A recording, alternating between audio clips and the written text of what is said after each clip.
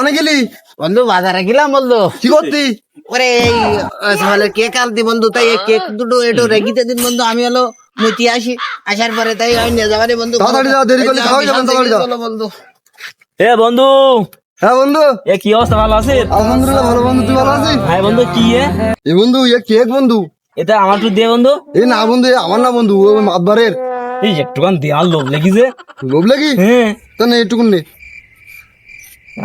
cake